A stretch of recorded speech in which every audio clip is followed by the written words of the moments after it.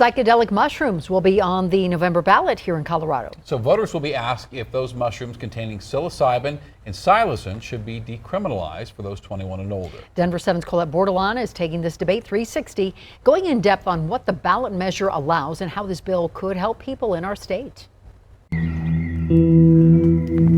Every chord for Alan Floyd I have a terminal illness. is an escape. I was told I had 2 years to live. He has cancer and tried traditional treatments first. None of them worked. 4 of them made me completely suicidal. A few years ago, the federal right to try law was passed, which allows certain patients to access treatments that don't have FDA approval, like these psychedelic mushroom capsules Floyd started taking. In clinical trials of depression, they're finding that 60 to 80% of participants are reporting an immediate and substantial decrease in depression. Floyd says they've helped him, but he is wary of what could happen in the coming years. I think everyone has to tread very carefully with legalization. This year, Colorado voters will decide whether or not to decriminalize what supporters are calling natural medicines, meaning certain plant or fungi-based psychedelics. And they're asking for the freedom to choose to heal in their own way. Those behind the measure claim Colorado's approach to mental health has failed and that the federal government will take years to act. But Coloradans should be able to access natural medicines now. So what they want to do is remove criminal penalties for personal use of psychedelic mushrooms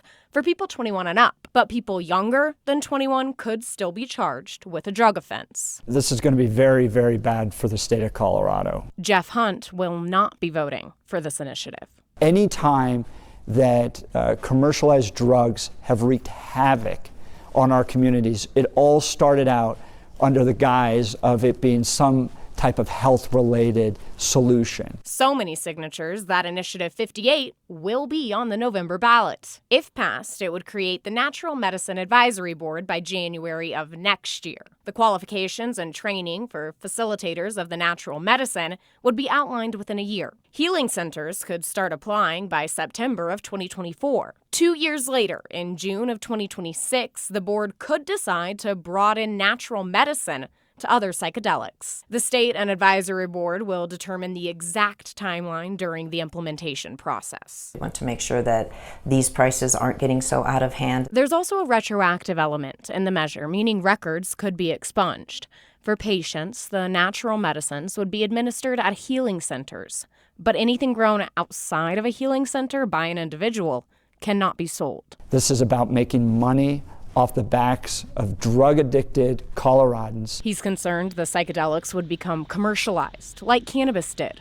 But the way the measure is written aims to avoid that. Mandating that a single individual or entity cannot own more than 5 healing center locations. Proponents don't want to see recreational dispensaries for natural medicine. I don't want to see the pharmaceutical companies having a stranglehold on this medicine. And with so many sides to this story, Ask ourselves, is this really going to make our state a better place? voters have a lot to think about. With photojournalist Jacob Curtis, Colette Bordelon, Denver 7.